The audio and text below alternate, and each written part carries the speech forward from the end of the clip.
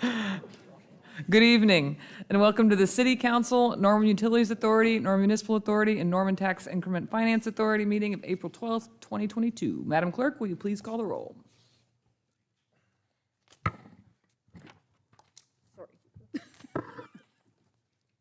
Councilmember Studley. Here. Councilmember Schuler. Here. Councilmember Lynn. Here. Councilmember Hall. Here. Councilmember Tortorello. Here. Councilmember Foreman. Here. Councilmember Holman. Here. Councilmember Peacock. Here. Mayor Clark. Here. Please join me in the Pledge of Allegiance.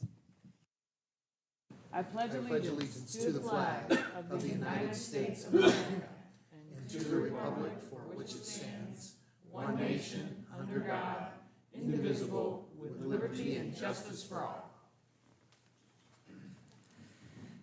All right, we have several proclamations tonight, and our first one is Proclamation 2122-28, a proclamation of the Mayor of the City of Norman, Oklahoma, proclaiming the month of April 2022 as Arab American Heritage Month in the City of Norman. I need a motion to adopt or reject the resolution. So moved. Second. Thank you. The motion on the floor is to approve the minutes. Council members, to approve the... Here we go. Gotta quit doing this to me, Brenda. To accept the proclamation, council members, you may cast your votes.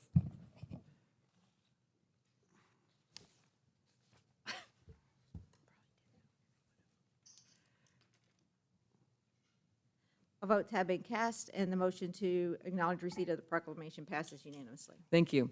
A proclamation of the Mayor of the City of Norman, Oklahoma, proclaiming the month of April 2022 as History Month, Heritage Month in the City of Norman. Whereas the United States is home to 3.5 million Arab Americans, these groups represent a diverse array of cultures, traditions, professions, and contributors to our nation. And whereas the Arab community traces its origin to 22 Arabic-speaking countries in the Middle East and North Africa. The Norman community embraces the richness and diversity the Arab community creates in Norman. One second. These are different.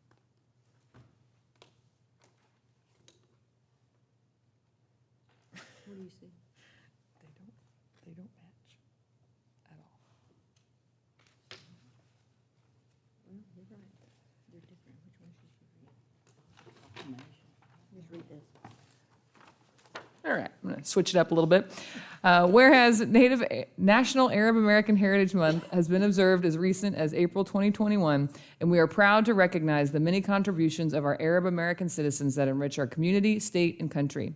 And whereas the initiative for the official national designation began in 2017 by the Arab American Foundation, and we celebrate this example of hard work, persistence, and resilience to see such a meaningful mission gain momentum and ultimately be recognized by the President of the United States in April 2021, along with the U.S. Department of State, members of Congress, and 37 governors. And whereas we recognize the Arab American community exemplifies the values of hard work, resilience, family, entrepreneurship, compassion, and generosity.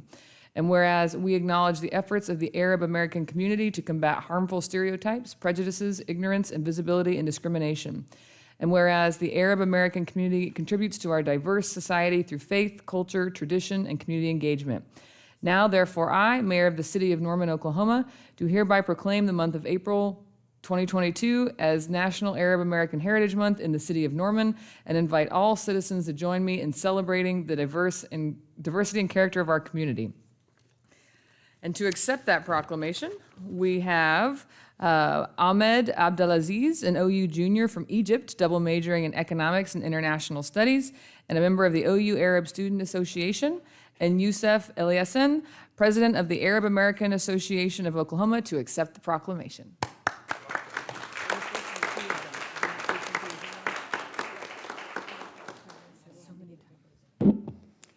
Ms. Bria Clark, distinguished council members, ladies and gentlemen, on behalf of the Arab American Association of Oklahoma and all its members and the community we live in, I am very honored to be here today to accept your proclamation. The Arab American community in Oklahoma is grateful to you, the mayor, and the city of Norman to be the first in the state to recognize the month of April as the Arab American Heritage Month. We are humbled and honored to be here, and thank you for your time. Thank you. Thank you, everyone, for being here. On behalf of the Arab Student Association, I send my warm congratulations and my best wishes to all of those who are celebrating the National Arab American Heritage Month. I applaud the mission of acknowledging the history and the vast contributions of the Arab American community, which traces its roots from 22 diverse countries of North Africa and Western Asia. Arab Americans who originally arrived as poor working-class immigrants looking for opportunities are now essential fabric of the society as they embrace the values of dedication, hard work, and pursuit of happiness. Across the generations, countless Arab Americans have demonstrated profound moral courage and resilience to help shape this community. When I was in freshman year of my college at OU, I learned the stories of people like OU President Joseph Harouz, whose family immigrated here from Lebanon with very little resources, but a lot of dreams and hopes. As an Egyptian student who came here with ambition, these stories are the ones that I look up to from my community for inspiration and encouragement. Acknowledging this history and validating these stories is great support for the Arab community and hence to the entire society. Thank you for inviting me to be part of this event, and more importantly, thank you for your dedication, service, and advocacy for minority groups in the Arab community. Thank you so much. Thank you.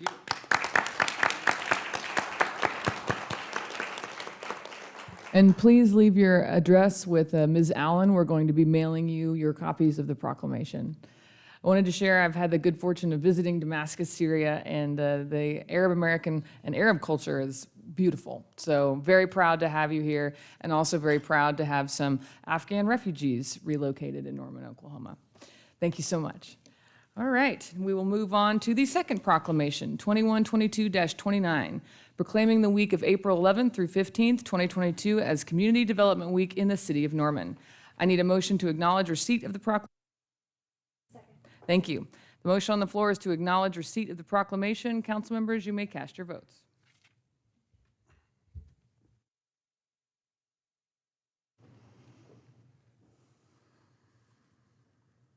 All votes have been cast.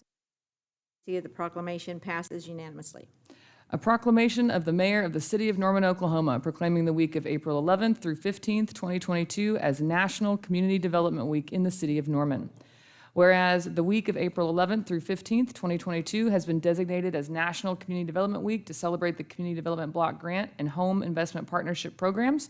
And whereas the CDBG and home programs provide annual funding and flexibility to local communities to provide decent, safe, and affordable housing, a suitable living environment, and economic opportunities to low and moderate income people. And whereas over the past 3 years, our community has received a total of $5,190,090 in CDBG funds and $2,779,548 of home investment partnership funds, and has funded a variety of projects that have directly benefited our citizens and neighborhoods. And whereas the CDBG and home programs are a versatile funding source that helps us revitalize our neighborhoods and improve our citizens' lives. And whereas locally, every dollar of these funding sources leverages $4 in additional private investment, and countless local projects would not have been possible without the federal investments.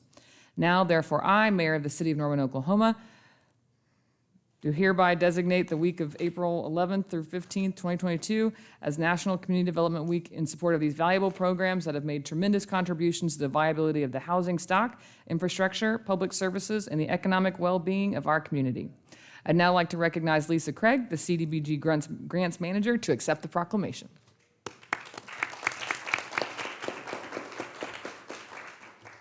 Mayor and Council, I'd like to take this opportunity on behalf of the citizens of Norman that have directly benefited over this program for about 45 years now. The improvements to our low and moderate incomes neighborhoods, as well as the direct benefit to low-income households for the repair of their homes, cannot be adequately described. So on behalf of everybody that's benefited, I'd like to thank you for your continued support for this program. And thank you for all your work in locking down that grant money. Appreciate you, Lisa.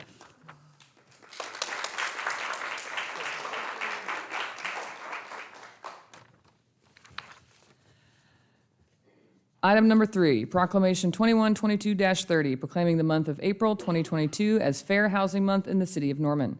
I need a motion to acknowledge receipt of the proclamation. Second.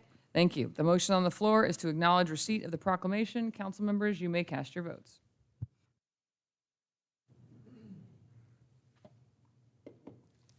All votes have been cast, and the motion to acknowledge receipt of the proclamation passes unanimously. Thank you. A proclamation of the mayor of the city of Norman, Oklahoma, proclaiming the month of April 2022 as Fair Housing Month in the city of Norman. Whereas fair housing is the law of the state of Oklahoma and is consistent with the principle of equality and justice for all. And whereas the freedom to choose a dwelling has been one held precious in America through the centuries. And whereas equal housing opportunity is a right guaranteed to all Americans under Title VIII of the 1968 Civil Rights Act. And whereas April 2022 marks the 54th anniversary of the federal fair housing law, also known as Title VIII of the Civil Rights Act of 1968. Whereas the month of April symbolizes a significant milestone for all Americans to rededicate themselves to this country and the state of Oklahoma's underlying premise that all citizens be guaranteed freedom of choice, and the state publicly reaffirms its public policy to eliminate all vestiges of housing discrimination wherever they exist. And whereas Oklahoma's housing industry and governmental entities are united in the common goal of providing safe and sanitary housing for all, without regard to race, color, religion, sex, national origin, age, or handicap, or familial status. Now, therefore, I, Mayor of the City of Norman, Oklahoma, do hereby proclaim the month of April 2022 as Fair Housing Month. I'd like to recognize Mary Doolin, the Executive Director of the Metropolitan Fair Housing Council, to accept the proclamation.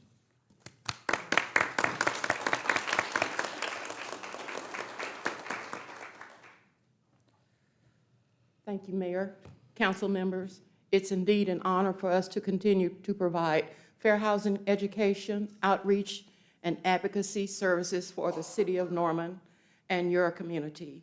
We are deeply indebted to you for providing services and resources for your citizens. The work goes on. We have a lot of activity in Norman. In about a week, we'll be conducting a fair housing education outreach training with the Norman Board of Realtors. They're being very proactive about equal housing opportunity.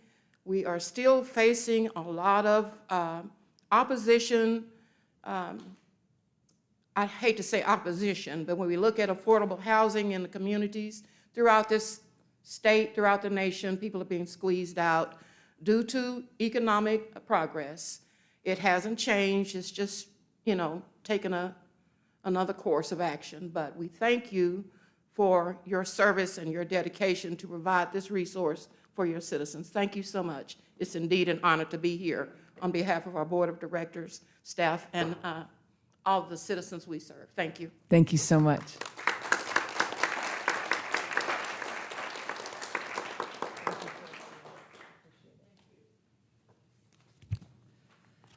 Item 4, Proclamation 2122-31, proclaiming the month of April 2022 as Child Abuse Prevention Month in the city of Norman. I need a motion to acknowledge receipt of the proclamation. So moved. Second. Thank you. The motion on the floor is to acknowledge receipt of the proclamation. Council members, you may cast your votes. All votes have been cast. Acknowledge receipt of the proclamation passes unanimously. Thank you. A proclamation of the mayor of the city of Norman, Oklahoma, proclaiming the month of April 2022 as Child Abuse and Neglect Prevention Month in the city of Norman. Whereas the month of April has been declared National Child Abuse Prevention Month in our country. And whereas in 2021, Cleveland County reported 736 victims of child abuse or neglect. And whereas the Norman community provides children's services on abuse and neglect issues and are united in promoting advocacy for children. And whereas communities must make every effort to report victims of child abuse or neglect, and the Norman community serves a number of children locally. And whereas effective child abuse prevention and education activities succeed because of the meaningful connections and partnerships created between all sectors of the community. And whereas the Norman community is invested in prevention and advocacy through education to schools, civics groups, and churches, volunteer efforts to local organizations, and philanthropic contributions to assist child abuse response, treatment, and advocacy. Now, therefore, I, Mayor of the City of Norman, Oklahoma, do hereby proclaim the month of April 2022 as Child Abuse and Neglect Prevention Month in the City of Norman, and urge all citizens to dedicate ourselves to the task of improving the quality of life for all children and families. I'd now like to recognize Casey Burgess from Mary Abbott Children's House to accept the proclamation.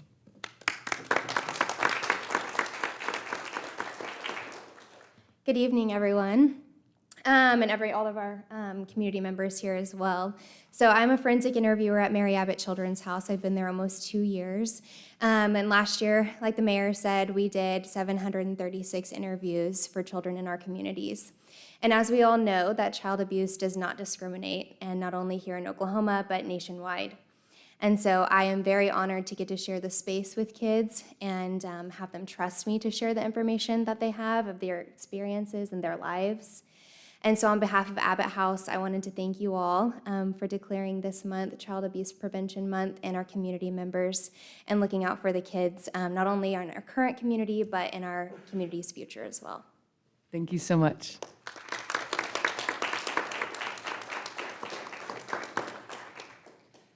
Oh, wait a minute. I gave you the wrong one. There's a lot of proclamations tonight. Okay. All right. Item 5, Proclamation 2122-33, proclaiming the month of April 2022 as Autism Awareness and Acceptance Month in the City of Norman. I need a motion to acknowledge receipt of the proclamation. Second. Thank you. The motion on the floor is to acknowledge receipt of the proclamation. Council members, you may cast your votes.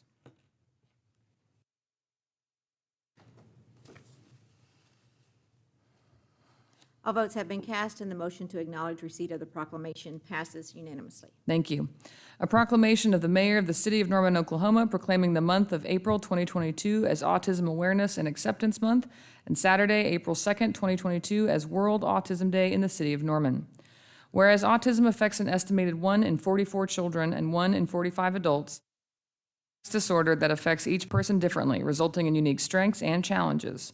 And whereas autism can cause challenges with verbal and nonverbal communication, social interaction, and repetitive behaviors, and can affect anyone, regardless of age, race, ethnicity, gender, or socioeconomic background. And whereas autism is often accompanied by medical conditions that impact quality of life. And whereas a comprehensive collaborative approach will help advance research, providing a better understanding of the many forms of autism, while strengthening advocacy efforts and ensuring access to services and resources throughout the lifespan.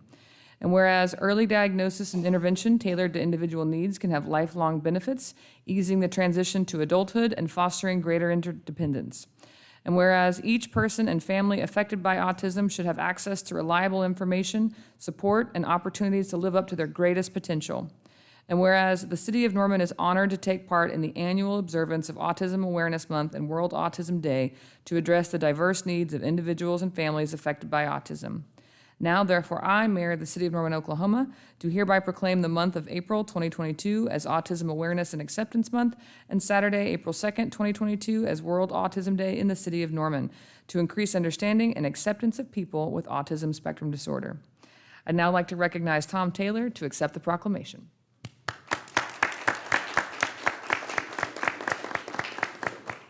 Thank you very much. I come here today as a resident of Ward 4 and as co-chair of the Autistic Adults of Oklahoma's Norman chapter and as a board member for the Autism Foundation of Oklahoma. There's an estimated 800 children and 2,000 adults in the city of Norman that are on the autistic spectrum, whether or not they realize it. Latest statistics show that 2/3 of autistic people have thought about suicide, 1/3 have actually attempted it. Some statistics show that upwards of 41% of all successful suicides are people that are likely on the autism spectrum. So as the city of Norman moved from just being autism awareness to moving to autism acceptance, I think it's a part of a national movement to try and move towards acceptance. And I think it's very important for the autistic members of this community to know that they have the support of the city council and their community. So thank you very much. You're very welcome. Thank you.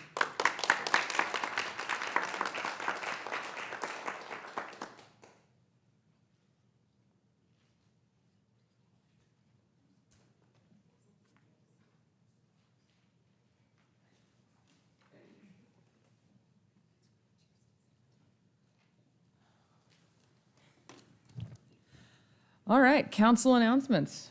Ward 1, Councilmember Studley. I have no announcements tonight. Thank you. Thank you. Ward 2, Councilmember Schuler. Thank you. I have just one announcement tonight, and that is that as of about 5 o'clock tonight, the Imhoff Road Bridge is now open to vehicle traffic. I know that it has been a long 9 months for us and for this community, but excited that we now have a sturdy, functional bridge that is going to last us many years. There's still some work on kind of the sidewalks, some things, but it will be open to vehicle traffic for the foreseeable future. And I also would like to say, let's remember this whenever we talk bridges and infrastructure in the future, because we know what having an important bridge like this down for 9 months has impacted us in our community and kind of moving about through different parts. I have received so many emails, so many Facebook notifications about this specific bridge, and we have several bridges that are in need of repair.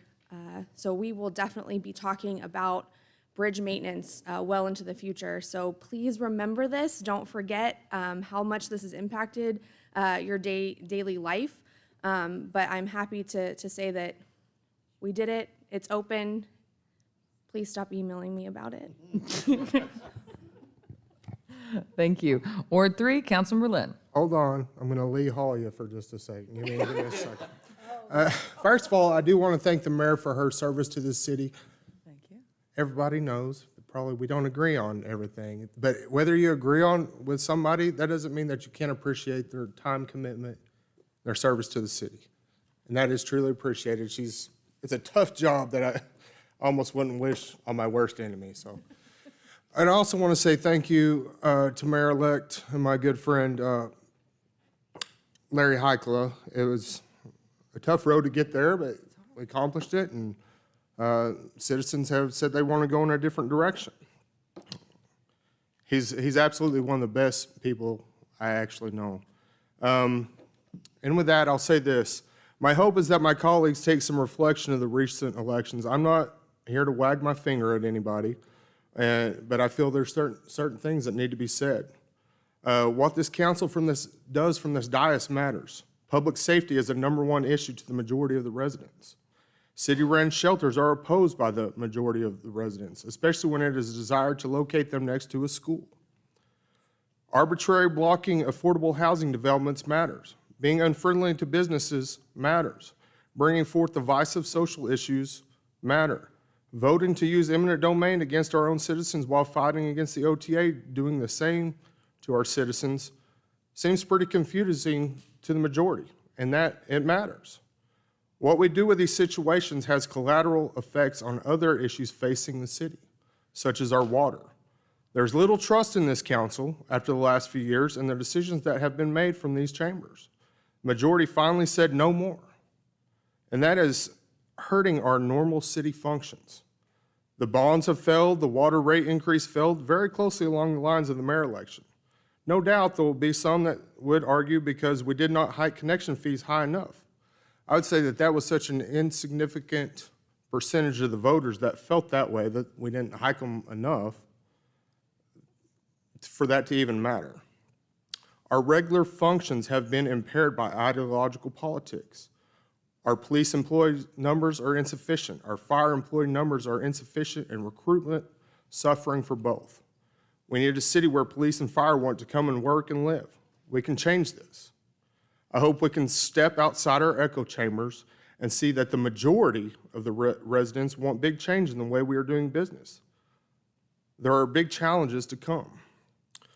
One of the biggest problems I've seen, is the toxic leadership at our fire department.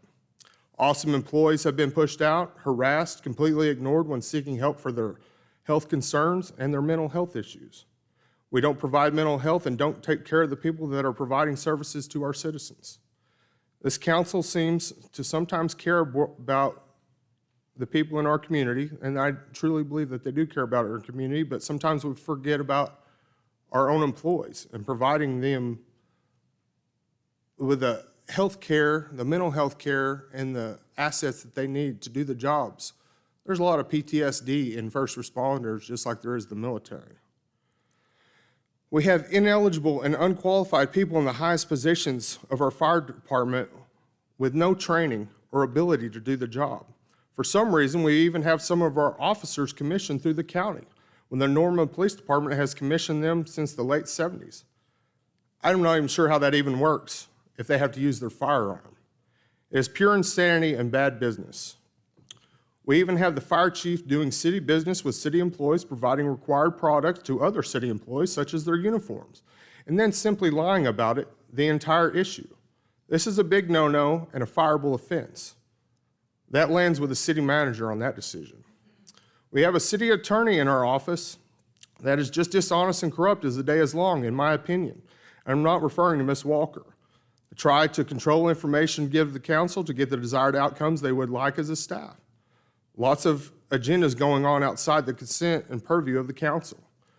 We'd be better served by sticking to the basic functions of city government, public safety, water, trash, sewer, roads, etc.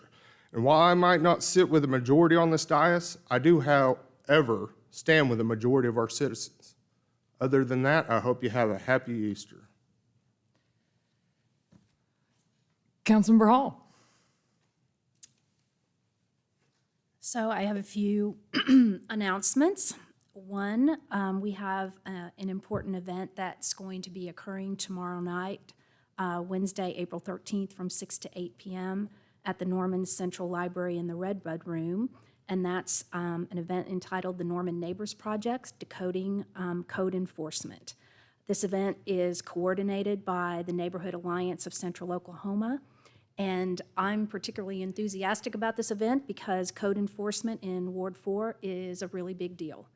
So I'm hoping to see a lot of neighborhood representatives from across Norman attend, but especially from those in Ward 4 who I hear from frequently with concerns about these issues. The city staff will be available to discuss topics including code enforcement, planning, community development, public safety, transportation, environmental services, and recreation. There's really not been anything that's left out or that you won't be able to address during this event.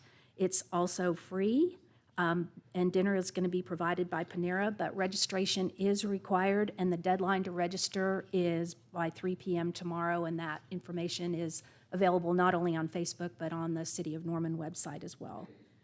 So as far as city business, the 8th meeting of the Center City Administrative Delay Ad Hoc Committee will be held this Thursday, April 14th at 11:30 a.m. at City Hall. The City Council Oversight Committee will be meeting this Thursday also at 4 p.m. Their regular meeting is the second Thursday of every month. And exciting event that's returning to the community that I know everybody really loves is Norman Parks and Recreation. We'll be hosting the Spring Egg and Candy Hunt on Friday, April 15th at 5:30 p.m. in the heart of Norman at Andrews Park. And the Egg and Candy Hunt starts at 6:30 p.m., which includes separate egg hunting groups for different ages and abilities. So I know that this is an important tradition for a lot of children in our community, so I hope the weather is wonderful, and I hope the turnout is great. So thank you, Parks and Rec, for bringing that back to us this year. And finally, I want to offer my congratulations to Councilmember-elect Helen Grant. Our Ward 4 neighbors are spirited, diverse, and engaged, and in this election cycle, that was reflected in 4 candidates who had the courage, the commitment, and the grit to file for office and invest their time and talent to reach out to Ward 4 voters by knocking on doors, participating in forums, responding to written questions, and connecting to Ward 4 voters in community settings all over Core Norman. My commitment for a smooth transition was made to the candidates before the election in February, and again to Helen Grant and Gail Hobson during the runoff. It's important to me to provide as much support, context, and information as possible during this transition time to set up our newly elected council member for success when Ms. Grant is sworn in on July 5th, 2022. She has already demonstrated her capacity to delve deeper into the issues that are important to not only Ward 4, but to the community that we all love and care about. And I truly appreciate her commitment and her shared interest in working together during this time of transition. So we are both here for you, Ward 4. All right, thank you. Ward 5, Councilmember Tortorella. I have no announcements. Okay, thank you. Ward 6, Councilmember Foreman. Well, I was going to stock it to the residents in Norman for voting down the water thing, but I think we've already had our little bit of negativity from the dais. So I'm just going to keep it pleasant. Happy Easter to everyone this weekend. And I'm not going to say this correctly, but Chag Sameach. Happy Passover to our Jewish community members. And that is all. All right. And don't forget Ramadan Mubarak for those celebrating Ramadan. Yes, and I'm glad you said that because that. Don't know if I said it right, but okay. Ward 7, Councilmember Holman. Thank you. I also want to extend a thank you and appreciation to everyone that went out and cast a vote last week, that took the time to research the candidates, to make a decision, and then to go out and actually do it. We had a very high turnout compared to past elections, but as many have noted, there are over 70,000 registered voters in Norman, and we had about 24,000 that voted. So a very high turnout for a typical mayoral election, but still a lot of folks asking, where are those other 50,000 registered voters in Norman? What are they doing in a city of 130,000 people? So everyone that did, though, I appreciate you taking the time. Local elections matter the most, in my opinion, and they're where every single vote can make the difference. We've seen that happen many times where it's come down to the very last precinct, the very last few handful of votes. Many of us up here have experienced that. And so just thank you all, and please stay tuned to all the future elections that we'll be having in Norman. As many of you know, as we've all mentioned before, we are the only city in the state of Oklahoma that requires a vote of the people to increase municipal utility rates or to create a new utility. And so that means we get the opportunity to vote significantly more often than other communities do. So just would encourage everybody to keep that in mind and stay tuned to what's going on locally in the future. Also want to thank the organizers of the Medieval Fair for bringing that back this year after basically a 2-year hiatus. Organizing an event that large with so many moving parts, and especially when the park that they hosted in, we've got construction going on there. Lots of factors that could have made it very difficult for them to pull that off, but they did, and we went, and the lines were so long to get food, we had to go somewhere else to get food. It was more people than I could recall seeing at the fair in a very long time, so it looked like everybody was ready to get out and do something like that again, and it was exciting to see. It was exciting to see the progress being made at Reeves Park on the improvements that are made possible by the voter-approved Norman Forward initiative. If you haven't been out there, I definitely encourage you to go take a look. From what I understand, we might have some stuff wrapped up. Don't know for sure by July 4th, but we do plan to have the regular July 4th City of Norman fireworks event out there this year as scheduled. So stay tuned to that. And also just echoing my support and excitement for all of the festivals and events that we have here in Norman, the City of Festivals. I encourage everybody to get out to Earth Day Festival at Reeves Park coming up, and then Norman Music Festival coming back to downtown, and then Jazz in June's coming up, Pride Festival. There's so many events. As Mayor Clark has said many times, if you're bored in Norman, you're not paying attention. It's your fault. Yeah, so there's so many things to do. Also want to express my thanks and excitement for the Imhoff Road Bridge to be reopened. It's on the borders of Ward 2, 4, and 7, and it's a route that I use pretty often.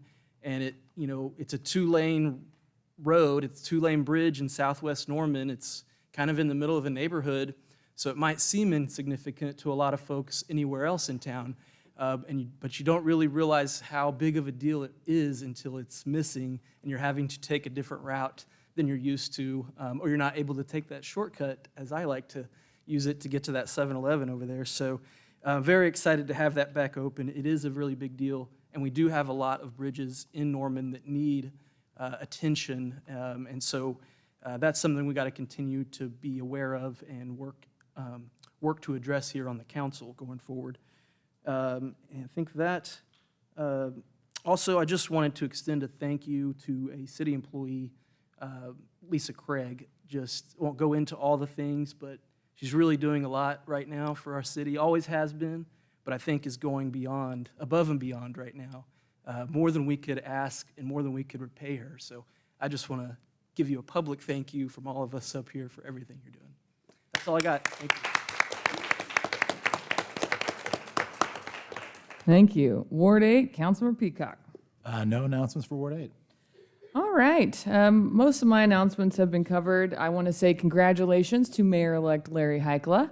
We met on Monday, and I am very appreciative and honored that he has agreed to make me, when my term is finished, the liaison for international relations, so I can continue all the work that we have been doing with our sister cities and some of the fun projects there. And ironically, when he gets sworn in, I will be in a sister city because I am teaching study abroad in Arezzo. So I will miss the celebration, but that's fine by me. I have had an amazing term. We've done a lot of historic things. We've taken bold stances, saved lives, picked people over profit time and time again. And I couldn't be more proud to have led this community during the crazy time that was COVID. So I was here when they needed me, and now I get to go live the rest of my life. It was fun having a second full-time job that paid me less than $100 a month, but someone else can enjoy that. And I'm excited to get to spend more time with my kids, especially because my oldest, by the time that my second, which would have been my final term, would have finished up, he would have graduated from high school. So I would have lost all of that time with him. So this is probably not the outcome, well, apparently several thousand voters did not want, but stay positive and stay hopeful. I've said it so many times, and I believe it with all of my heart, despite the challenges that we know about and the ones that we don't, our best days are ahead. We have the hardest working staff in the state of Oklahoma, the most passionate citizens and residents in the state of Oklahoma.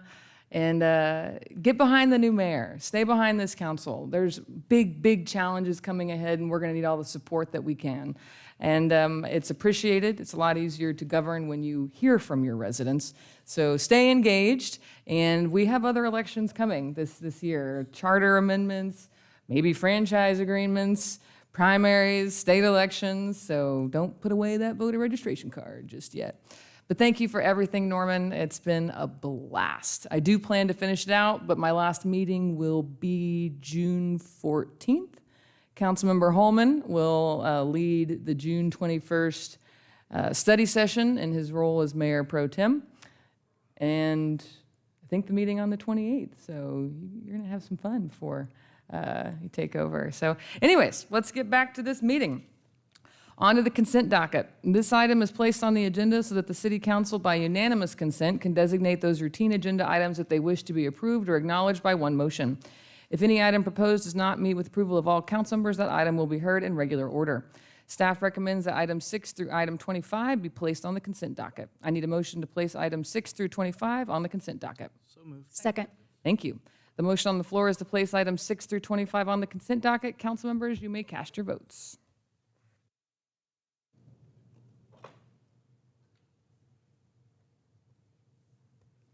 All votes have been cast, and the motion to place items 6 through 25 on the consent docket passes unanimously. Thank you. Item 6, ordinance 2122-23, upon first reading by title, to grant special use for a bar, lounge, or tavern in the C3 Intensive Commercial District for property located at 796 Asp Avenue. Item 7, ordinance 2122-37, upon first reading by title, rezoning property located at 621 Highland Parkway from R1 Single Family Dwelling District to C2 General Commercial District. Item 8, ordinance 2122-38, upon first reading by title, rezoning property located at 1134 McGee Drive from RM6 Medium Density Apartment District to C2 General Commercial District. Item 9, ordinance 2122-39, upon first reading by title, rezoning property located on the southwest corner of East Cedar Lane Road and Classen Boulevard from C1 Local Commercial District to C2 General Commercial District. Item 10, a donation in the amount of $2,000 from the Oklahoma Postal Employee Benevolent Society to be used for the K-9 unit at the Norman Police Department, and budget appropriation as outlined in the staff report. The next 5 items are for the acceptance of easements in connection with the Porter Avenue Streetscape 2019 bond project. Item 11, easement 2122-52, a temporary construction easement from Beatrice Yorktown Holdings LLC in the amount of $1,000. Item 12, easement 2122-53, a temporary construction easement from Boomers Express Corporation in the amount of $500. Item 13, easement 2122-54, a temporary construction easement from the Meredith and Jeff Rowland Living Trust dated March 14th, 2019, in the amount of $6,200.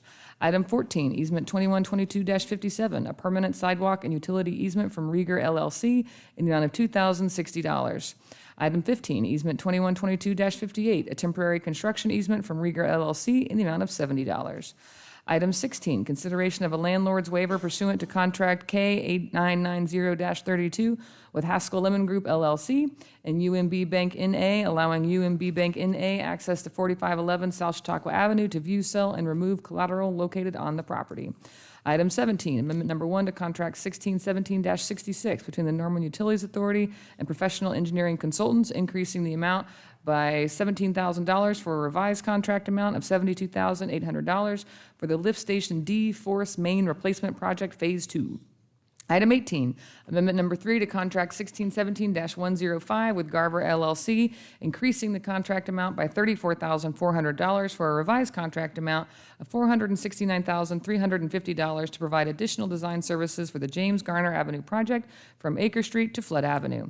Item 19, change order number 1 to contract 2021-11 between the Norman Utilities Authority and Hammer Construction Incorporated, increasing the contract amount by $9,175.10 for a revised contract amount of $831,401.50 and adding 236 calendar days to the contract for the 2015 Water Wells and Lines project located near Tecumseh Road and/or 108th Avenue Northeast, final acceptance of the project, and final payment in the amount of $80,399.99. Item 20, amendment number 1 to contract 2021-96 between the Norman Utilities Authority and Garver LLC, increasing the contract amount by $17,564 for a revised contract amount of $75,664. Item 21, amendment number 1 to contract 2021-114 between the Norman Municipal Authority and Tricor Group LLC, increasing the contract amount by $8,500 for a revised contract amount of $39,000 for the Compost Facility Scale House project.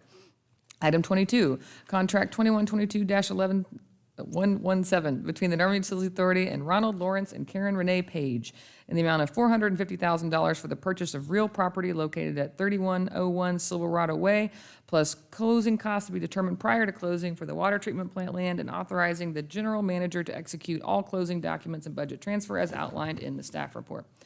Item 23, contract 2122-120 with Equity Commercial Realty LLC for property located at 1901 Research Park Boulevard for a period of 5 years, subject to annual appropriation of funds. Item 24, Resolution 2122-107, authorizing the city manager or his designee to submit a grant application for the U.S. Department of Transportation's FYE 2022 Rebuilding America Infrastructure with Sustainability and Equity Grant Program for pantograph charging infrastructure, expressing its commitment to seek funding for the local match, $272,162, if such grant is awarded and project approved. Item 25, Resolution 2122-110, a joint resolution of the Council and the Board of Trustees for the Norman Municipal Authority adopting the updated implementation plan for projects funded or to be funded by revenues collected from the Norman Forward Temporary Sales Tax. I need a motion to approve or reject the consent docket. Motion to approve. Second. Thank you. I'd like to recognize Mr. Anthony Francisco, our Finance Director, for a presentation on item 25.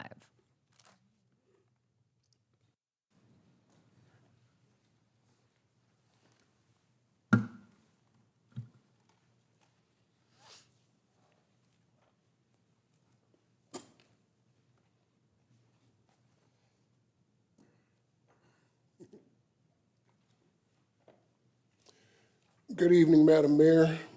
Good evening, Madam Chair. Good evening, members of council, trustees of the Norman Municipal Authority.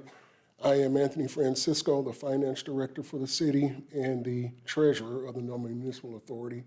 I come this evening on behalf of the Norman Forward Citizens Financial Oversight Board to present to you this update to the implementation plan for the Norman Forward program.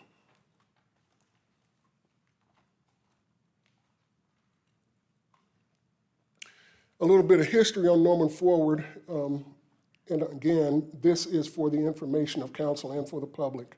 But just know that the implementation plan is sort of the guiding document for Norman Forward. And we invite all of our residents, interested taxpayers, visitors to Norman, to download a copy from our website, or if you'll call my department, we'll be glad to print you off a bound copy. But it gives a lot of information on both the history and the plans going forward for Norman Forward. Norman Forward was a citizen-initiated quality of life program that was first brought forward in 2014. The voters approved the Norman Forward sales tax ordinance on October the 13th of 2015 with a 76% affirmative vote. It is a 0.5% sales tax that was effective on January 1st of 2016, and that will end on March 31st of 2031. To date, we have collected $65,916,584 in sales and use tax revenue, and we have spent $84,708,191. We spent more than we brought in. We'll talk about that here in just a moment. This clicker is sensitive. The first project that was completed was the East Branch Library. It was completed in July of 18. Original budget was $5,100,000. It came in under budget with a final cost of $4,786,483. Citizens throughout the east side of Norman are enjoying that facility on a daily basis. The second project that was completed was the Westwood Family Aquatic Center. It had a budgeted cost of $12 million, and it came in under budget with a final cost of $11,763,800. It was completed in May of 2018. Thousands of residents, swimmers, folks like me who just like to cool off on a hot day, get into that facility throughout the summer months. And it is one of the more successful projects the city has ever had.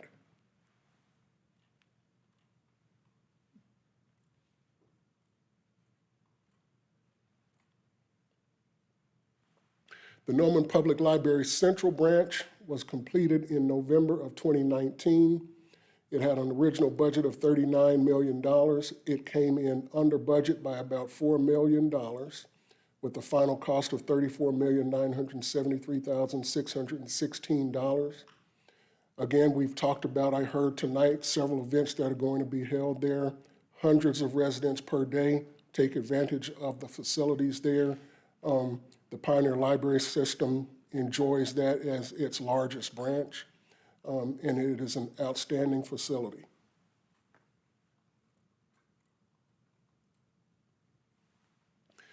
The Andrews Park project was completed in November of 2020.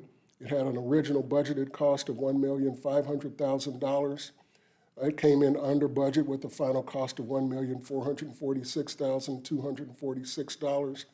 The Blake Baldwin Skate Park, you'll not see me participating there, but it is enjoyed by hundreds of residents on a weekly basis, well into the night. And a lot of times when we leave a council meeting late at night on a Tuesday and I go out to the parking lot, one of the things that I enjoy the most is listening to the laughter and the falls and the teasing of people over at that skate park. And again, this is thanks to the voters of Norman, the residents of Norman, the dedicated staff of our Parks Department, and our design and construction partners. The Ruby Grant Park, the first park in far northwest Norman, was completed in the summer of 2021 with an original budget of $6 million. It had a final cost of $6,146,426. It did not exceed its Norman Forward budget. About $150,000 was transferred from the Parkland and Development Fund to complete that project. Again, it is enjoyed throughout the year. It includes our first fully accessible playground project. I understand that we are in the running for a national cross-country competition that will be held there. It is just an outstanding facility. And again, an honor to our residents for their support. One facet of the Norman Forward program that was actually kind of an afterthought, and I was in the meeting when this was brought up by then Ward 8 Councilmember Kyle Allison, who pointed out that in a lot of cases, Oklahoma City, for example, has a 1% for public art set aside in its capital projects. And so the council amended the original Norman Forward ordinance to include that 1% for public art for the major brick and mortar projects. And so here's an example of some of those public art facilities that have been paid for with Norman Forward proceeds. The Triptych program at Ruby Grant Park, Unbound, which is a large international facility at the Central Library, Splash, which is a very popular facility at the Westwood entrance.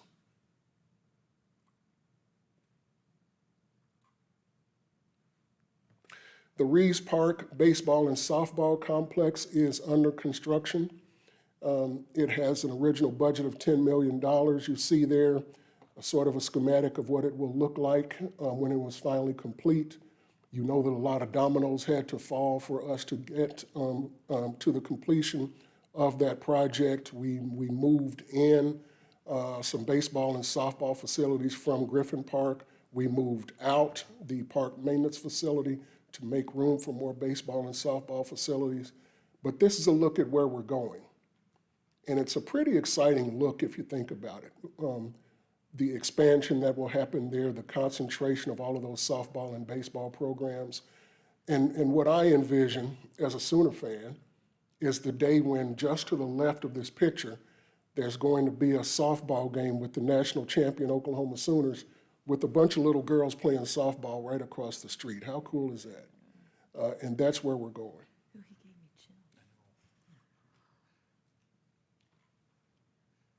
Here's a picture of the park maintenance facility that has been moved from Reeves Park to a modern facility on the North Base Center for the city of Norman.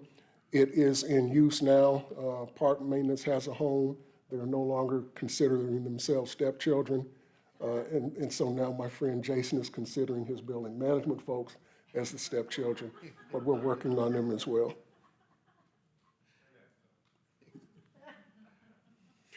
The Griffin Park Soccer Complex is under construction.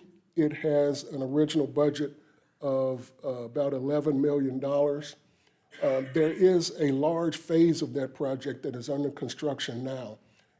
The picture on the left there, you'll see at the lower right corner is the part of that project that's under construction now, right along Robinson and 12th Avenue. I was driving by there just the other day, and easily 1,000 kids and their families were in the park playing soccer with a lot of complaints about the lack of parking. Well, you see there on the southeast corner of that project, there's a big old parking lot being built right now. We're planning for all of those things, and we're getting there.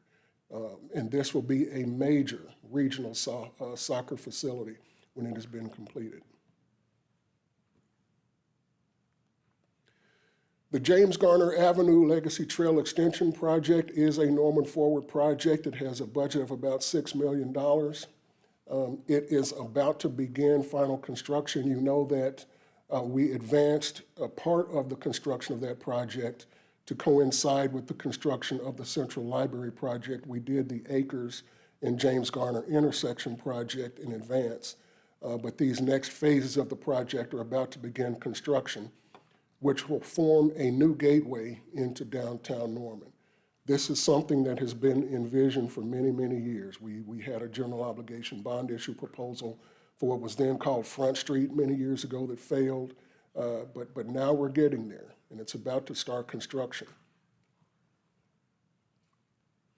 One of the things that council saw recently that is a part of that project is enhancements that will be made for aesthetic purposes along the bridge abutments and along Legacy Trail.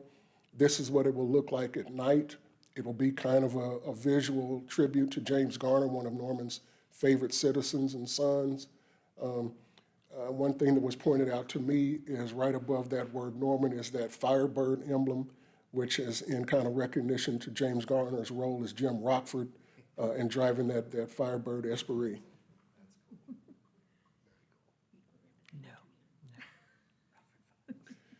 A crowning project of the Norman Forward program is the Young Family Athletic Center, as it is now known. It was originally budgeted at $22.5 million. $8.5 million of that was originally for an indoor multi-sport facility. $14 million of that was for an indoor aquatic center, but it is now under construction. And if you go to the Embassy Suites parking lot, they're on the far north side of it, and I did this recently with some folks who were visiting from out of town, and just look to the north of that parking lot, you get a feel for the scale of that project. And again, as that basketball dad who took my son, Wichita, Frisco, Texas, to tournaments, and we would always be, we're staying in Wichita, but the game is in Derby, Kansas. We're staying in Plano, but the game is in Frisco. We're going to have all of those facilities right there. We're going to have 600 hotel rooms within walking distance of one of the largest regional facilities in the nation for amateur sports. And this is a great sense of pride for Norman. Adding to that pride, when I say that the original Norman Forward budget was about $22.5 million, understand that the total cost of the project is now estimated to be above $43 million. Now, you could bemoan that as being a big old cost overrun. Or you could say that because of the great interest of the public, the most generous donation in the history of Norman, which came from the Trey Young Family Foundation, and the input of the council in reallocating some Norman Forward funds to this project, we're making the project what it should be.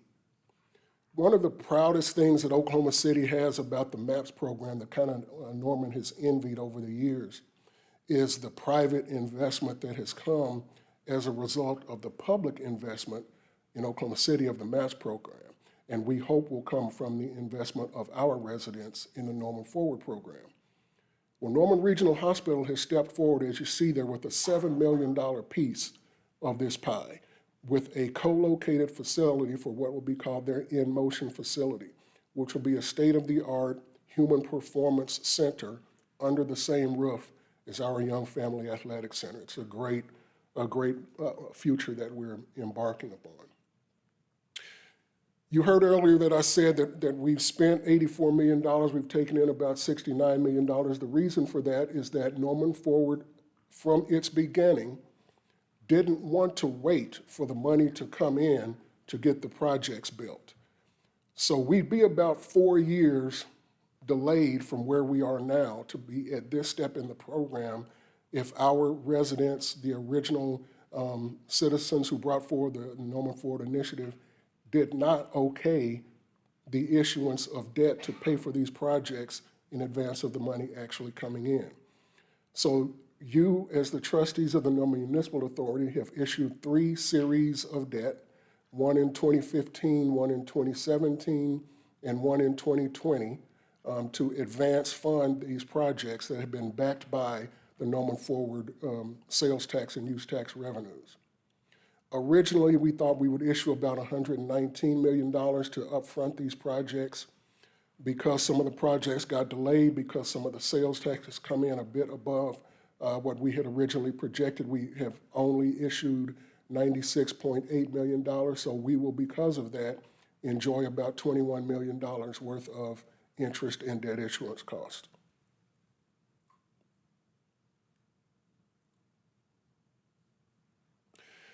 On behalf of the Citizens Oversight Board, whose names are listed here, I again thank our council, our trustees of the NMA, and most importantly, our residents and voters for their support of the Norman Forward program. We're approaching the halfway point of the Norman Forward program, but by the time we reach the halfway point of the Norman Forward program, about a year from this past February, all of the major projects will be nearly complete or at least topped out. And I think that's a great endorsement of what we have done as a council, as a staff, with our consultants and ADG and the various architectural and engineering firms. We have listed the current chair, Andy Rieger, who spoke to council a couple of weeks ago. I'd also recognize the former chair, Bill Nations, who is no longer on the board. But just these residents and citizens have given tremendous guidance and leadership to that program, making sure that those projects stayed on budget. The ad hoc groups who have done the same deserve a great vote of thanks. With that, I will open it up for any questions that council may have. Councilmember Holman. Thank you, and thank you for the presentation, Anthony. There's even other projects that have been completed that weren't on the list. I know a neighborhood park in Ward 7 is one of them. But I do just want to highlight how, what I think is remarkable, that we've been able to get the majority of these projects done or underway within less than 7 years of this being, well, 7 years or so exactly. And that out of the 5 projects you showed that are complete, 4 of them came in under budget. And so that is something I think we should really highlight as well, to note that we've not only been getting these projects done, but we're also getting them done in many cases for less than what we thought we were going to have to spend on them. So really great work by our city staff, by the consultants we've had, the construction crews, everything, I guess. And I'm just excited that we have been able to, and I think there's been a perception by some out there that we haven't moved as fast on these projects as some think we should, but I think in reality we really have. And like you said, by this time next year, we'll either be done or well underway, halfway done with a lot of these, with the majority of these projects. So I just appreciate that. And it's really, I didn't really have any questions. I just wanted to highlight those things. You went over it pretty thoroughly. Thank you. All right. Well, thank you, Mr. Francisco. Thank you. Okay. Are there any comments from council regarding any item on the consent docket? Seeing none, the motion on the floor is to approve the consent docket. Council members, you may cast your votes. I'll vote. Motion to approve the consent docket passes unanimously. Thank you. Item 26 is a public hearing for consideration of approval, rejection, amendment, and/or postponement of the proposed third-year action plan for the 47th year Norman Community Development Block Grant, CDBG application, which includes the 2022 home program totaling $1,000,966 to be submitted to the United States Department of Housing and Urban Development, also known as HUD. I'll entertain a motion to open the public hearing. Motion to open the hearing. Second. Thank you. The motion on the floor is to open the public hearing. Council members, you may cast your votes.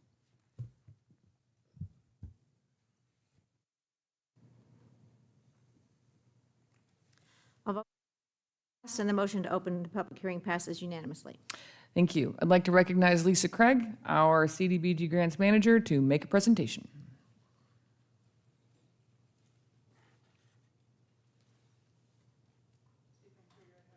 Mouse here.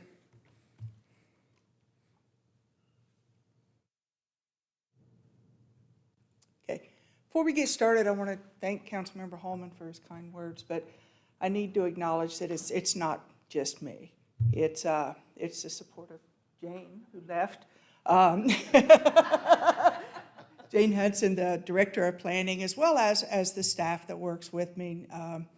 James Heath, Jan Jansing, and Tara Reynolds. You know, we're small but mighty, and we're plowing through this time. But in addition, you know, you see me each year up here, kind of giving you the same spiel. This has been a little different year. We've had quite a bit of adversity, had to kind of back up and regroup. But through it all, the Policy Committee, which is a 15, 18-member volunteer group of citizens that meet with me and the staff and help us work through these things. And they have been so valuable this year as we, just try to figure out what the heck we're going to do. And so I want to make sure that I thank the policy committee as well as the fellow staff members. In addition to the planning department, you know, a lot of the things that we do here, we couldn't do without the support of the other departments. Anthony, Debbie keeps my columns in line, and yeah, bless her. You'll see lots of money floating around here, and CDBG funds is very unique in that everything has to be segregated. And so year to year, we set up all new accounts, and so without Debbie, oh, mercy. And then Sean and Jason, he left too, what is this? The projects that we get done, we couldn't get done without the help of the Parks Department and Public Works. You know, it allows us to leverage our funds a little bit more and improve these small projects that tend to kind of fall off the radar as far as the big picture projects like Anthony just talked about. Seems like each year I get behind him and he shows these great pictures of these huge projects and I talk about a tree, you know. So anyway, without further ado, each year we submit an action plan to HUD. A lot of grants, you hear, oh, there's a funding opportunity and let's apply for a grant. Ours work a little bit different in that once Congress does their appropriations, HUD puts through the formula and outputs a number. And then they say, this is your award. And then we write an action plan telling HUD how we're going to spend it, as well as documenting the requirements that makes it an eligible expense. And so to do that, we do a 5-year plan, which we came to y'all in 2020, and kind of laid a framework for 5 years. And so with the HUD framework, we look at priorities that each year we can put funding towards to try to meet those. Nope, not that one. There we go. And so for the current 5-year plan, which goes from 20 to 24, our goals were to maintain an adequate supply of permanent quality affordable housing, assist special needs populations with social service and housing needs, reduce homelessness, that one's been a challenge, I have to tell you, and then continue commercial and residential revitalization efforts in low-income neighborhoods. So as I said, did I go backwards? There we go. It's backwards. So, okay. So the current plan, as I said, was 2020 to 2024. The way it works is we will start in our beginning of our 5th year developing the next 5-year plan. As you know, I've been here since pretty much statehood. And so the next 5-year plan hopefully will be my last one. So, and so this year, our funding, the way Congress tended to kind of not really do a budget in a timely manner, we don't actually have our allocation yet. But we have been told to prepare for level funding. It may change just a little bit back and forth. And so what I came to you tonight is with an estimate. And so as we go forward and get our allocation, if there is a major change to where we have to eliminate a program or add a program, which would be a good thing because that means we got more money, we will come back to you at that point. Otherwise, we'll just make the numbers work. And so, as I said, the CDBG program, we concentrate on housing, suitable living environment, and economic opportunities. And then the Home Investment Partnerships program is primarily to create affordable housing. And then since 1978, we have provided over $52 million to the city of Norman for these programs. And as it said in the resolution, the National Community Development Association has gone through and actually calculated that for each dollar of CDBG and home funds, it generates a leverage of $4 of private funds. So that means there's been an impact of over $200 million to this community from this funding source. Okay, CARES Act funds. The CDBG and home programs was blessed the same way that the city of Norman was, with some unique allocations that came to us that we're still working our way through. We received direct funding from HUD of about $1.2 million. We had a rent assistance program. food assistance to agencies, where we provided 5 different agencies $5,000 to allow them to pivot in their food delivery during the height of COVID. We have some homeless startup assistance. Each person that moves from homelessness into permanent housing, we provide a bed and gift cards to help them set up the house. A housing liaison, that is going to be a long-term project in partnership with the Housing Authority. They have hired a staff person that will be working with landlords in town to increase the participation of the Section 8 program. Very excited. She started last week, comes from both a housing and a sales background, and so we're very excited to see what she's able to do. We had some gap funding for the winter warming shelter, as well as, you always put some administration money in there. Then we received an allocation directly from the state that was HUD CDBG funding, and $1.5 million. This one has been very, very challenging. The state actually delayed the release of these funds to where the rent assistance program, there has not been a demand. The Community Cares came in, had a lot more money that could pay for a lot more things. And so we actually did an RFP to agencies to have them administer the program. We learned our lesson that the city of Norman should not administer a rental assistance program. We had no takers. The program is very, very difficult to administer. Every agency we talked to, the way that the Department of Commerce structured it is that they would reimburse you 10% for the funding that you administered. It takes about 4 hours of staff time to process one of these payments if everything goes right. And so if you're processing rent for $800, you're going to get $80. And so the agency said we would have to expand our staff, as well as on the hope that we would administer enough money to pay for that staff person. So we're in negotiations with the Department of Commerce to kind of revamp that a little bit and see what other opportunities that we could use to take advantage of those funds.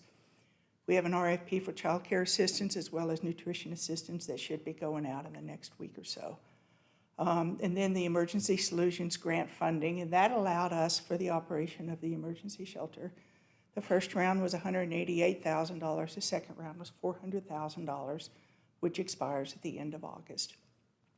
We're just beginning to discuss the home ARPA money as the city is looking at their ARPA allocation. We also have to do an allocation plan. It's $1.56 million. It opens up the opportunity to do some things that the regular home program doesn't, and so we'll be starting our public engagement process on that soon. As I said, we have a robust citizen participation process, as I call it. It's a requirement of the CDBG and home programs. We had multiple meetings throughout the year, 2 public hearings. These are just the formal meetings. There are consultations that go on all year long with various entities to try to refine these programs to where we could get the biggest bang for the buck as well as meet the needs within the community. Okay, you'll hear me talk about low and moderate income citizens. All of our programs are designed to meet households at 80% of median. HUD has not released the 2022 income limit, so we're still under the 2021. The median income for Norman is $51,300. Household of 4, to meet the 80% median, the household income is $55,550.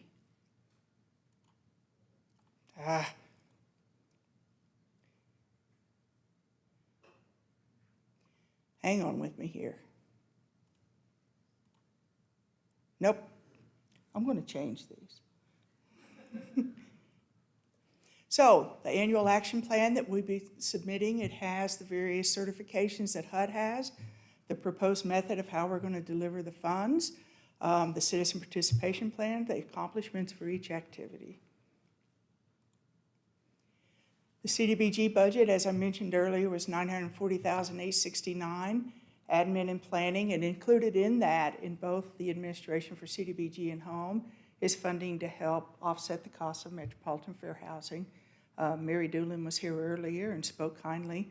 And, you know, the resource that they provide us is, you can't put a dollar on it. You know, we receive calls all the time from citizens that feel that they have been unjustly discriminated in one way or another in their housing search. And it's great to be able to formally refer them to an agency that has expert staff that can work them through this process to determine, you know, the recourse that they may have. Our housing rehab program, that's kind of our bread and butter. I'll go into the details on that. Public services, and then the community development projects, which are some neighborhood projects and some other improvements to the congregate kitchen area. Our target area primarily is located all within Ward 4. We base this on the low and moderate income households within these census tracts, and we do this each 5 years, depending on the data that we have available. There are other areas in town that do qualify. That does not mean we cannot work in those areas. We just have to take an extra step for a project to qualify them. The policy committee firmly believes that this area, the infrastructure needs within this area are greater than the other areas of town. And so this is kind of a pre-qualification of this area. Housing rehab. Each year we have a little bit of carryover. It's kind of a supply and demand kind of thing. So we anticipate we'll have about $150,000 carryover. We have an owner-occupied exterior property maintenance program within the target area, working with the code compliance officers. If there is a exterior property maintenance issue within that area, we can work with the owner-occupant of that property to address that, as well as the emergency repair program that's available citywide. Water heater goes out, roof is leaking, sewer line collapses. Those are typical things we deal with. And then we have a unique program that's the accessibility modification program, and that is offered for both owner and renter. Owner property, we can spend more money on it. Renter, we can spend up to $8,000. That's usually enough to get a ramp and get a usable bathroom. So, public services, this is where we've had the biggest change. Previously, we funded the homeless coordination efforts through the continuum of care. What we are doing this year through the home-based study, one of the gaps that was identified was the need for increased case management. The clients that are working towards housing and that are in housing need the support of case managers. The agencies are at their limit. And so what we are looking to do is have an RFP to provide funding to the agencies to provide for certified case management for specific clients that will be identified through the coordinated case management process. And then again, we have additional resources for those housing startup kits I spoke of. The community development and acquisition projects. We've been working, you know, I'll call it the old senior citizen building. Aging Services leases part of that building for a congregate meal site. In addition, they have a commercial kitchen that provides hundreds of meals a day that are delivered to other sites as well as home delivered to homebound individuals. We have worked on updating that kitchen to get the health department happy. And we realized, working with Jason and his staff, that if you've been in that building, the main floor you walk in has the kitchen and the dining area, but there's not a bathroom. You either have to go to the basement or you have to go upstairs. And so we are looking at working in the kitchen and the dining room area to install a bathroom for people to use that will make that a little bit more of a sociable area, kind of rework the coffee bar area and get some new furniture in there to encourage day-long participation for those that don't want to go to the new facility. If they still want to go play cards or whatever, that will be available. Each year we have funded the Norman Affordable Housing Corporation, $100,000. We're proposing to do that again, and that is for them to acquire property to be used for affordable housing. As well as last year, we provided funding for Habitat. They've already purchased 2 lots and are starting a couple of new builds, so we're going to work on funding them again. The home program, as I said, primarily is dedicated to affordable housing. the administration costs, which includes the fair housing contract, the CHODO set-aside, which is a community housing development organization. We're required by statute to provide a minimum of $15,000.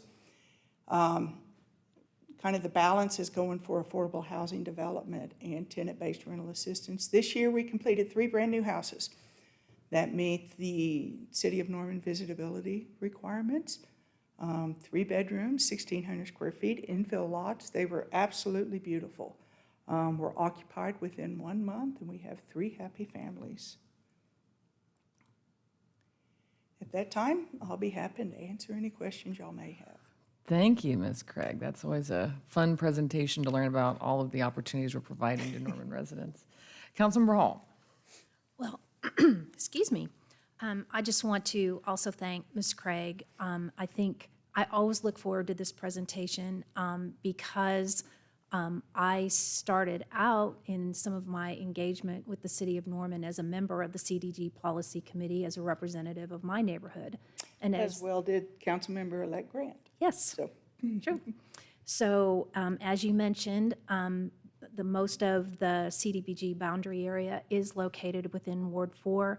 But what I think is so important to emphasize is just the steady investment that we have been able to receive from the federal government through this grant program, and how important it is to have city staff who have the institutional history and the expertise to continually be able to be awarded these grants and to administer these grants and to have the community input that Ms. Craig always gets people involved with the CDBG Policy Committee. And I just think it's a great opportunity. I really want to hop on with Councilmember Holman's remarks of you are an example of so many of what our city staff does, what I call the quiet work, day in and day out, of making sure that we are attending to the needs of the most vulnerable in our community in such a variety of ways that you've demonstrated tonight. And I know you've been instrumental in filling in over the last few months and stepping up when the challenges are great. But I also want to make sure to say that I see positive forward momentum in everything that you're talking about, and our ability to continue to meet the needs in very small ways that are really important to people, and in very big ways in continuing to invest as best we can in affordable housing every single year, and we've been doing that for decades. And a lot of that is to your credit for being able to efficiently administer these programs, so I want to thank you for that. thank you. I also want to highlight the continuing work that you do and other city staff to create positive city nonprofit partners, work within our nonprofit partners, with Habitat for Humanity is one, and all of our continuum of care partners that do this work every single day as well. And we couldn't accomplish the things that we do as a city without the positive contributions of the hundreds and hundreds of people that work for our nonprofit agencies in Norman. So I just really want to thank you from the bottom of my heart and all of the staff that you represent for doing all the good work. So thank you. All right, Councilmember Studley.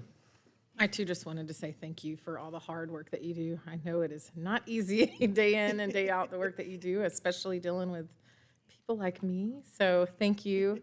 I really, really appreciate it, and that was very informative. I did want to ask one question. You had mentioned some of the case management piece.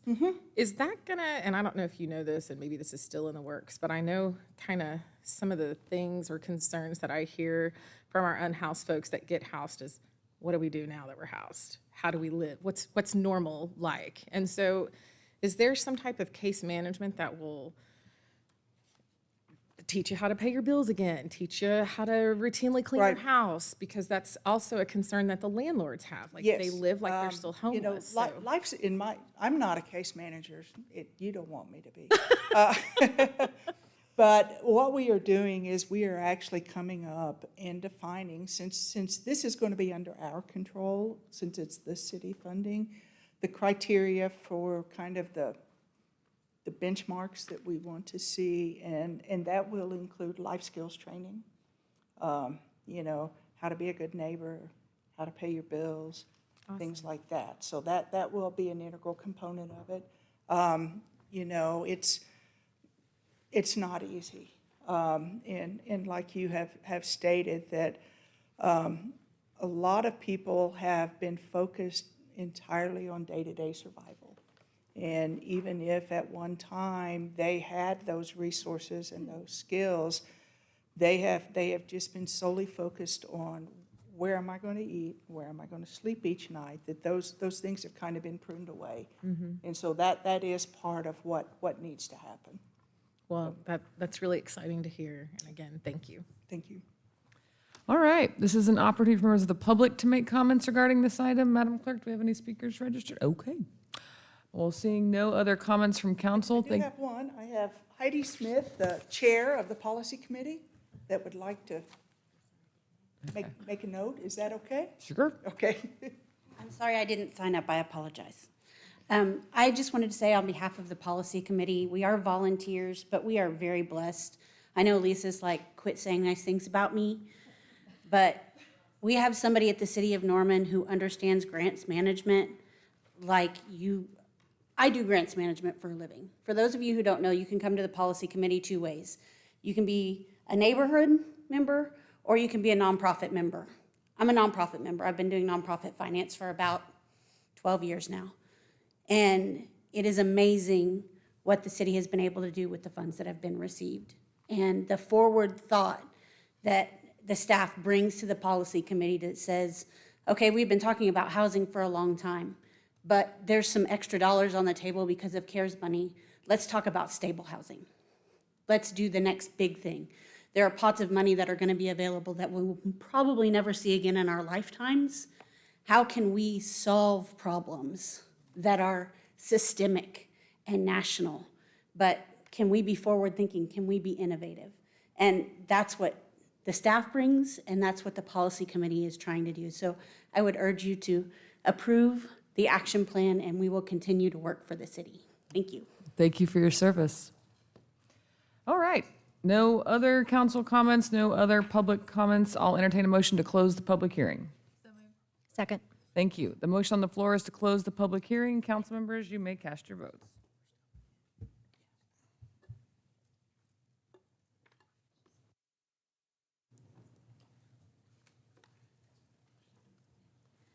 All votes have been cast, and the public hearing is now closed. Thank you.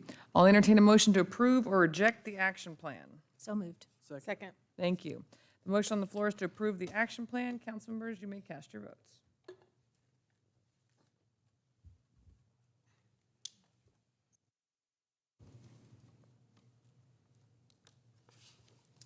All votes have been cast, and the motion to approve the action plan passes unanimously. Thank you. On to item 27, Resolution 2122-109, a resolution of the Council of the City of Norman, Oklahoma, approving an appeal of the temporary administrative delay to allow the submittal of a demolition application for a detached garage at 209 West Duffy Street. I'll entertain a motion to adopt or reject the resolution. So moved. Second. Thank you. I believe we have a presentation. I'm Pat Welch, and I am the junior warden for St. John's Episcopal Church, which is on the corner of Duffy. And this garage has been a colossal pain. It is a calling for everybody that doesn't have a place to live to come and stay. We own 2 apartments in front of that garage, built in early 1900s, as was this garage. And we finally got it cleaned out this spring, and we found that it's barely standing.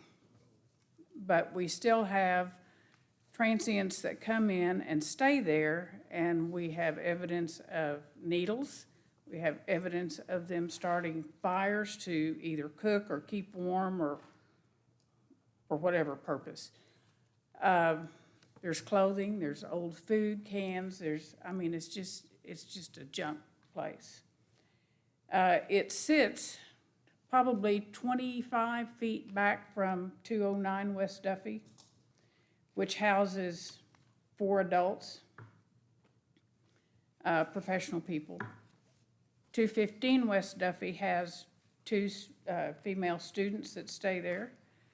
And then right to the east of this garage, probably maybe 12 feet away, there is a house that has a Norman Public School teacher, and she is also on staff at the church. If a cinder from one of the fires got loose, that place would go up in a minute, and it would cause all of these other facilities to be in danger as well.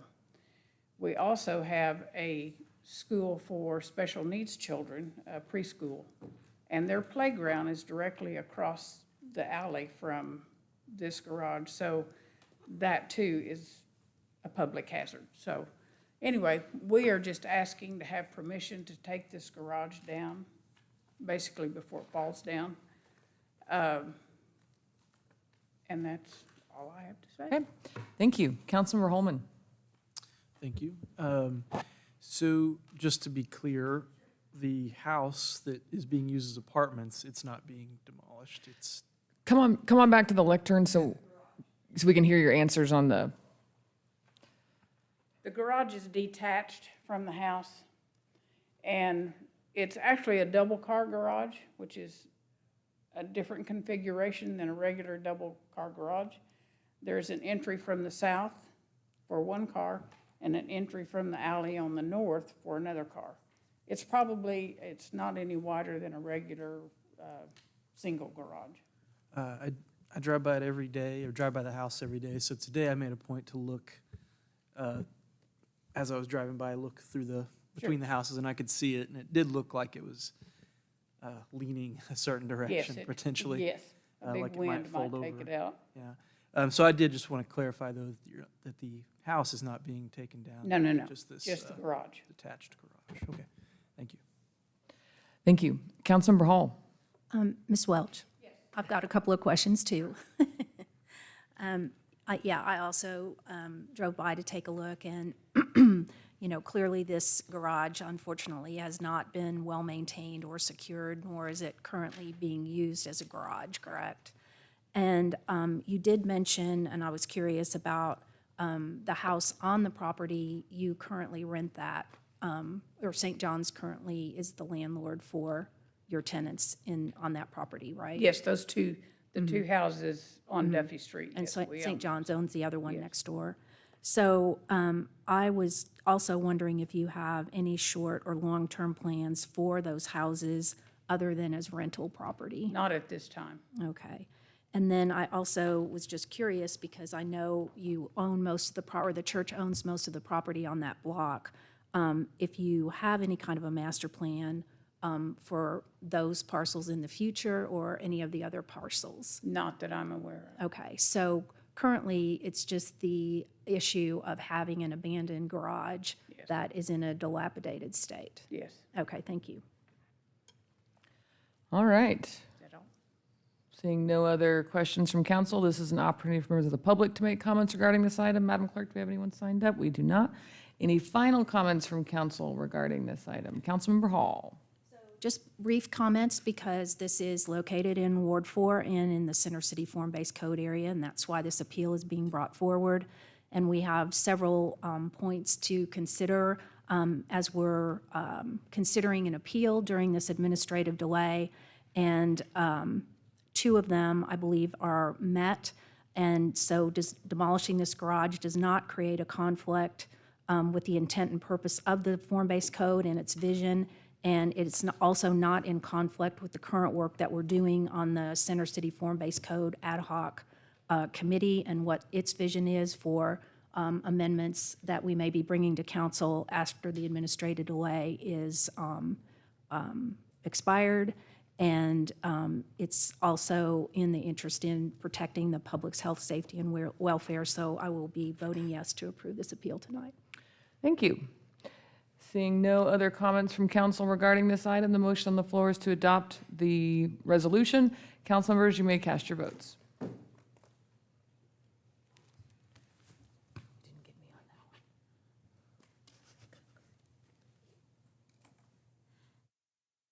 and the motion to adopt the resolution passes unanimously. Thank you. Do we have anyone signed up for miscellaneous comments tonight? We do not. This meeting is adjourned.